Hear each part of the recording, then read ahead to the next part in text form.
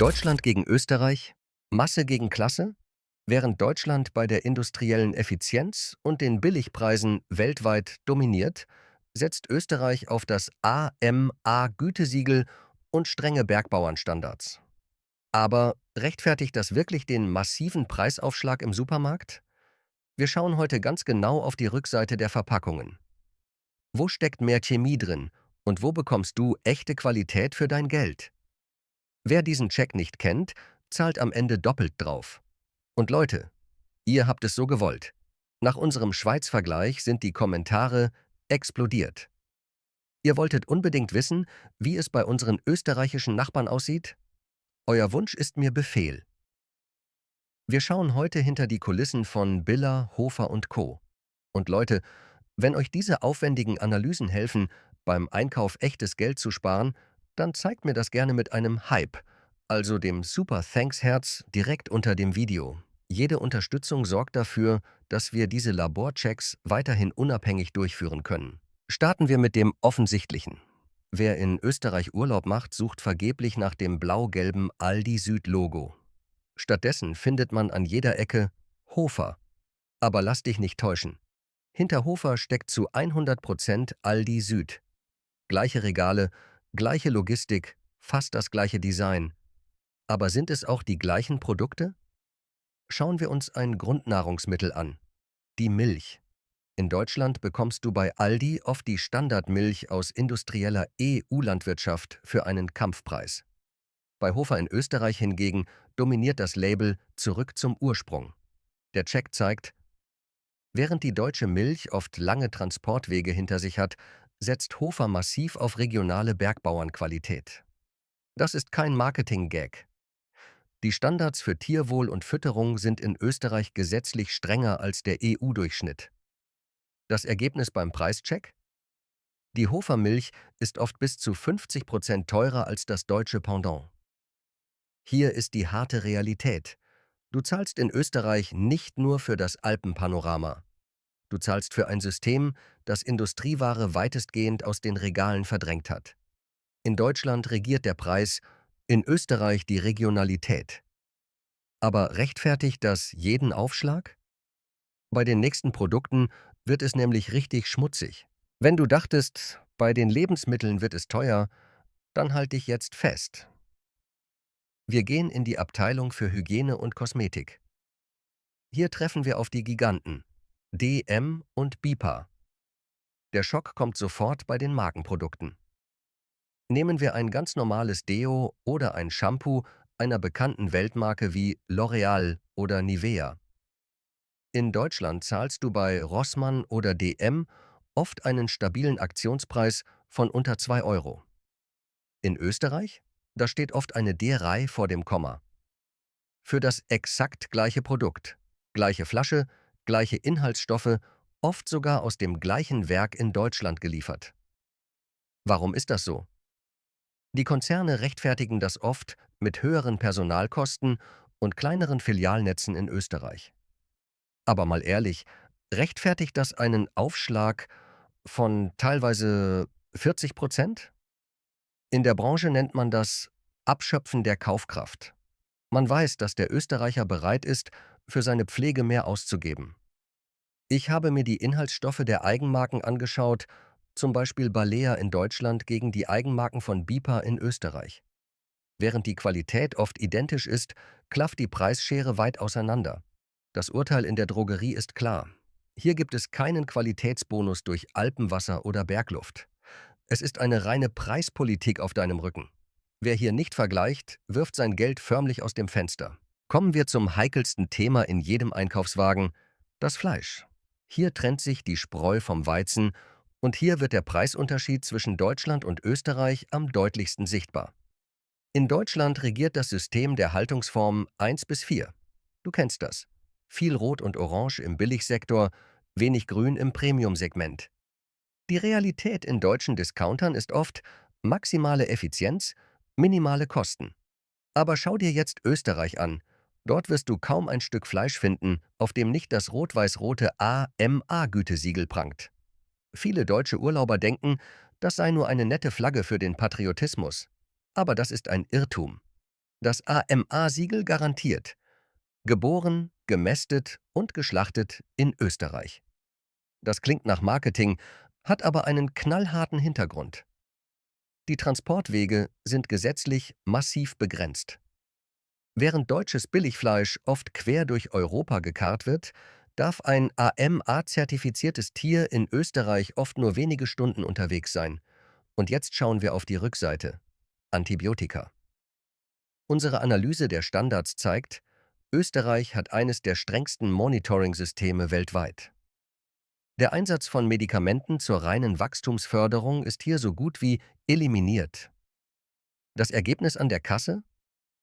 Ein Kilo Schweinefleisch oder Geflügel kostet in Österreich oft 30 bis 50% mehr als bei Aldi oder Lidl in Deutschland. Ist das Wucher? Nein. Es ist der Preis für ein System, das die kleinbäuerliche Struktur erhalten will, statt auf gigantische Schlachthöfe zu setzen. Wer in Deutschland das gleiche Tierwohlniveau will, muss zu Biofleisch greifen.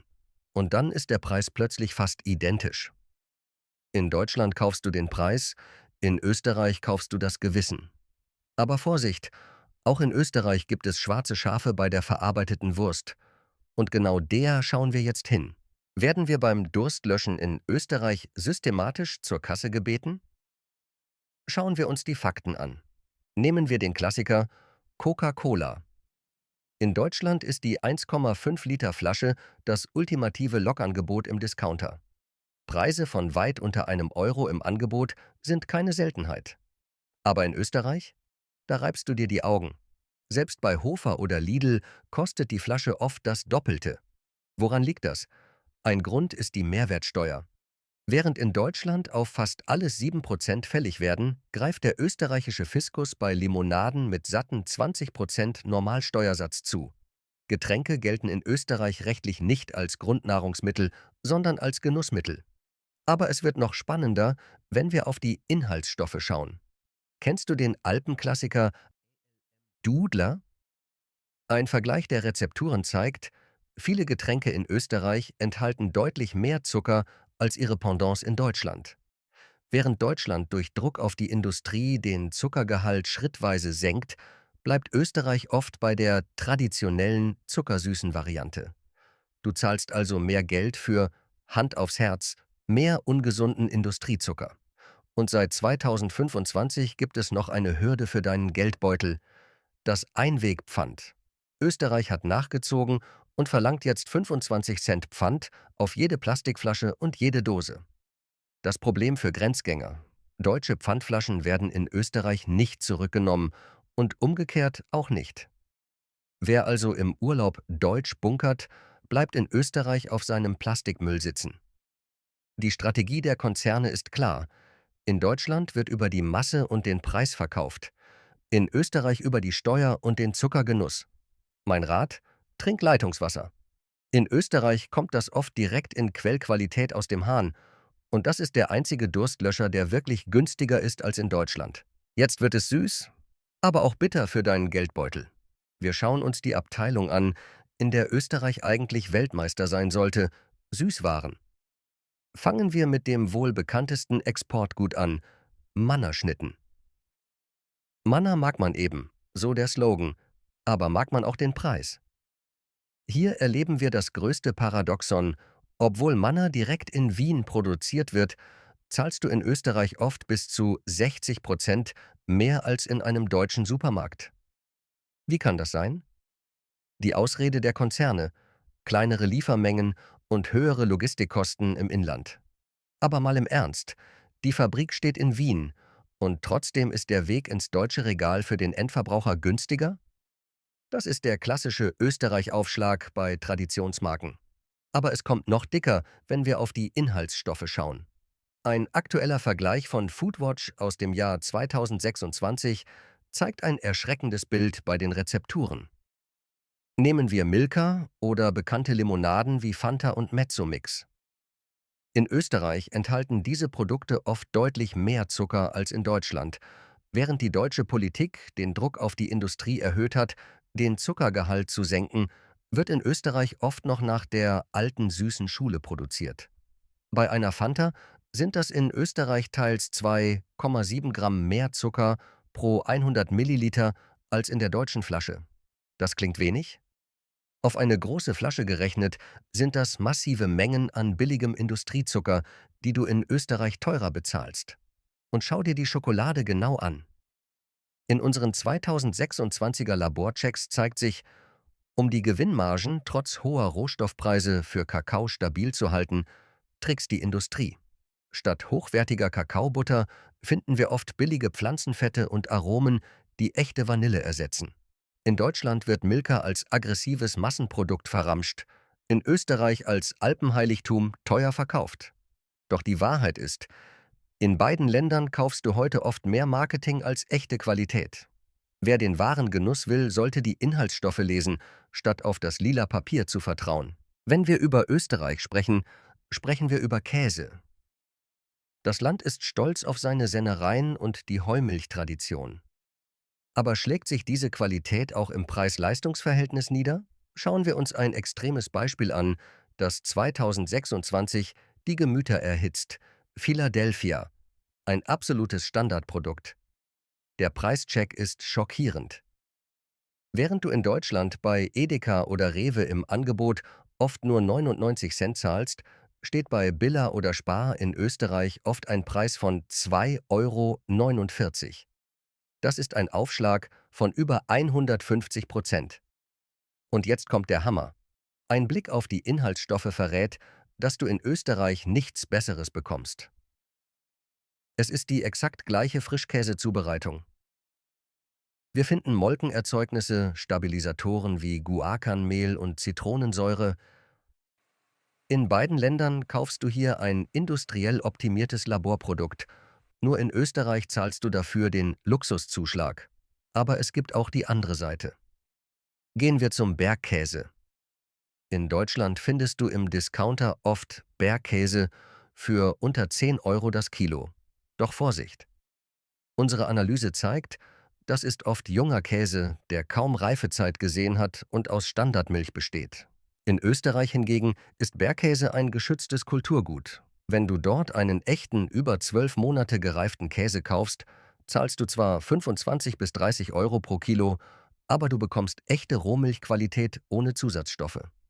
Die harte Wahrheit im Käseregal: bei den Industriemarken wie Philadelphia wirst du in Österreich schlichtweg abgezockt. Da gibt es keine Ausrede.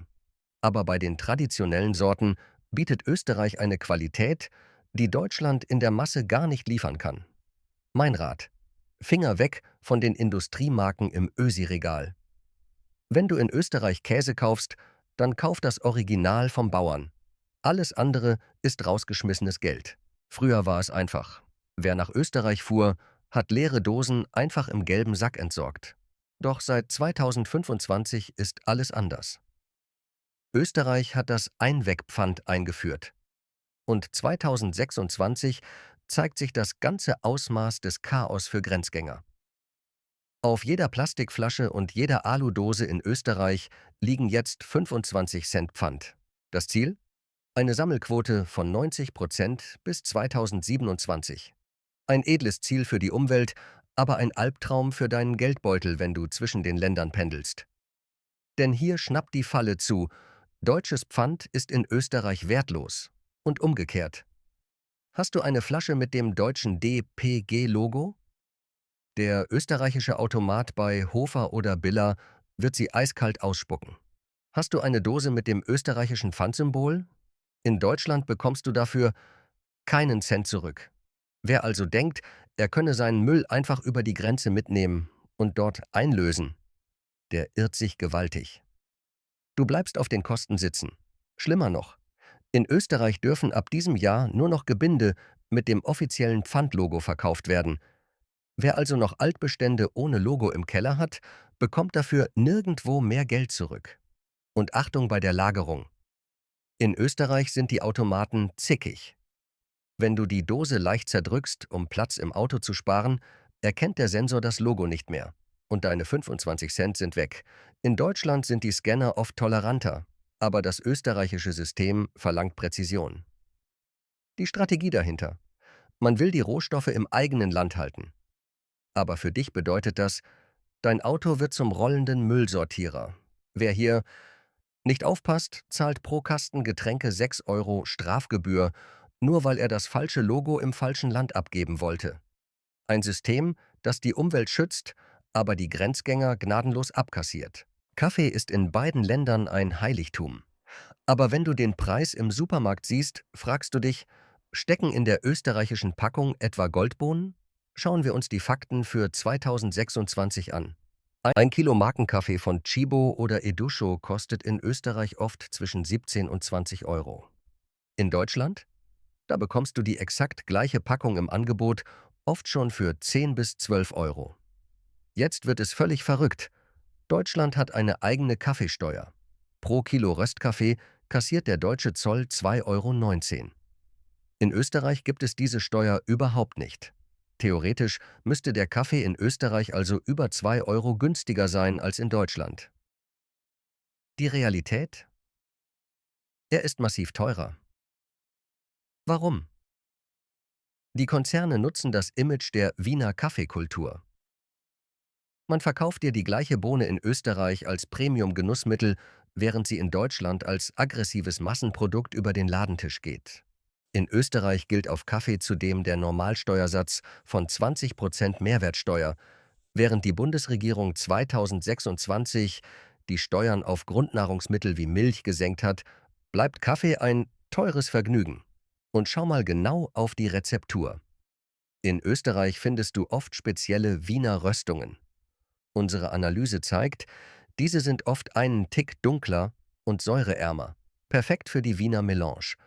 Aber rechtfertigt ein minimal anderes Röstprofil einen Preisaufschlag von teilweise 50%? In Deutschland regiert die Effizienz, viel Kaffee für wenig Geld, trotz Kaffeesteuer. In Österreich zahlst du für ein Gefühl von Tradition, das industriell abgepackt aus der gleichen Fabrik kommt. Wer hier in Österreich nicht auf Angebote wartet oder über die Grenze fährt, verbrennt sein Geld förmlich Schluck für Schluck. Wir haben die Preise und die Qualität gesehen, aber jetzt wird es ernst. Wenn du die Grenze überquerst, um zu sparen, musst du die Spielregeln kennen. Denn 2026 versteht der Zoll keinen Spaß mehr, wenn es um den Einkaufstourismus geht. Innerhalb der EU gilt zwar der freie Warenverkehr, aber nur für den privaten Eigenbedarf. Was heißt das konkret? Wenn du in Deutschland Kaffee- oder Drogerieartikel bunkerst, gibt es kaum Grenzen. Aber wehe, du hast den Kofferraum voll mit Alkohol oder Tabak. Für Österreich und Deutschland gelten Richtmengen: 800 Zigaretten und 110 Liter Bier pro Person sind meistens kein Problem. Aber Achtung bei Steuertricks. Seit Juli 2026 gibt es neue EU-Regeln für Online-Bestellungen aus Drittstaaten. Die alte 150 € Freigrenze ist Geschichte. Wer denkt, er könne den Österreich-Aufschlag durch billige Importe umgehen, zahlt jetzt ab dem 1. € Zoll und Steuern. Und noch ein Insider-Tipp für 2026. In Österreich wurde gerade die Mehrwertsteuer auf Grundnahrungsmittel wie Milch, Brot und Äpfel auf knapp 5% gesenkt, um die Inflation zu dämpfen. Das bedeutet, der krasse Preisunterschied zu Deutschland schmilzt bei den Basics langsam dahin. Wer also nur für einen Laib Brot über die Grenze fährt, verbrennt mehr Spritgeld, als er spart. Das Fazit: Wo lohnt sich der Grenzkauf wirklich? Und falls du wissen willst, ob die Schweiz beim Preischeck noch krasser abschneidet als Österreich, ich habe dir hier oben und am Ende das Video zum Schweiz-Vergleich verlinkt. Da fallen dir beim Drogeriecheck garantiert die Augen aus. Zusammengefasst: Deutschland gegen Österreich. Wer gewinnt das Duell im Einkaufswagen? Wenn es um Drogerie, Kaffee und Markengetränke geht, ist Deutschland der unangefochtene Sieger. Hier zahlst du in Österreich oft einen Lifestyle-Zuschlag von bis zu 80%, für den es keine qualitative Rechtfertigung gibt. Das ist reines Abschöpfen deiner Kaufkraft. Aber, und das ist ein großes Aber, bei Fleisch, Milch und Käse spielt Österreich in einer völlig anderen Liga. Das AMA-Gütesiegel und die strengen Bergbauernstandards garantieren dir eine Reinheit und ein Tierwohl, das du in der deutschen Massenware vergeblich suchst.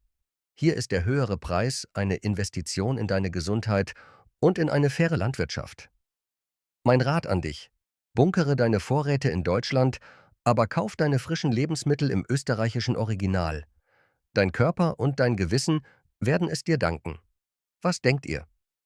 Ist der Österreich-Aufschlag gerechtfertigt oder eine bodenlose Frechheit? Schreibt es mir in die Kommentare, ich lese alles. Und vergesst nicht, Glocke an, damit ihr bei der nächsten Enthüllung direkt am Start seid.